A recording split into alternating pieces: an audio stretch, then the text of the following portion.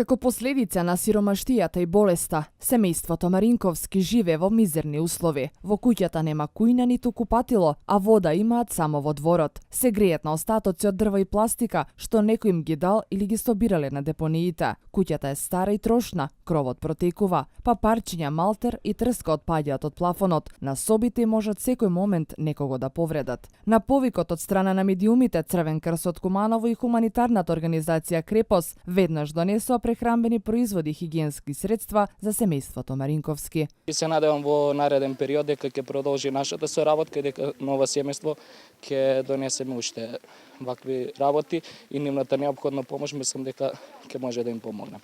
Досека ова семејство не е регистрирано кај нас, но се надевам дека во нареден период секогаш ќе им излеземе во пресрет.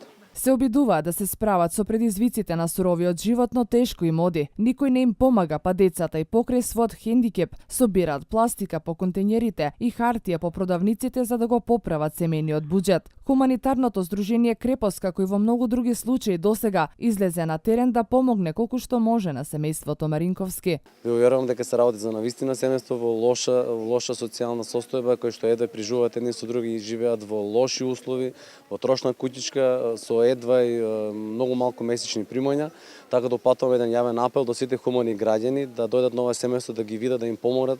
Се работи за лица со посебни потреби, дечињата има им потреба на вистина помош од сите нас како хумани граѓани.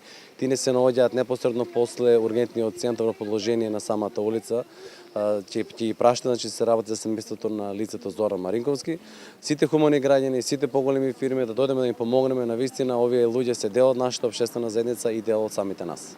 Со плат од 12.000 денари Зоран е вработен во јавното предпријатие Чистота и зеленило, едва го прехранува семејството, а нема доволно пари ни за лекови и сметки за куќата. Го плаќа својот кредит во вредност од 4.000 денари. Маринковски не примаат социјална помош по ниеден основ за сопругата и трите деца, Марија, Мерлина и Андреја, кои се со интелектуална попреченост, ниту пак детски додаток за Лука, кој е ученик во трето одделение во основното училиште Толи Зордомис. Тие кажуваат дека во нивниот распаднат и сиромашен дом никогаш не влегол социјален работник, ниту пак некој покажал интерес да им помогне да ги остварат своите права. Зоран се заблагодари за помошта која што ја доби, со многу воздишки рече дека и покрај помошта многу работи му недостигаат на ова семејство. Тоа стоје многу, куќа, лекови.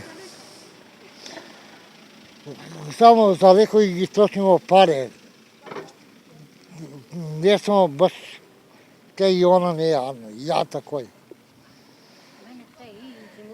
Па те с помпице се носимо. Болујемо од два коша и на бели добој. Тишина патишта. Од тој болуј, да. И тој сакал да ми ги извади два коша, само помоќ на Кумановца едного во Скопје, он ме презема и не ми ги извади. Од Крепос вела дека првично е неопходно да се обезбеди градежен материјал, врати и прозорци, а тие во соработка со други колеги адвокати ќе обезбедат и правна помош за ова семејство преку Центар за социјални работи Куманово и Министерството за труд и социјална политика ќе ги направат максималните напори за да ова семејство застане на свој нозе.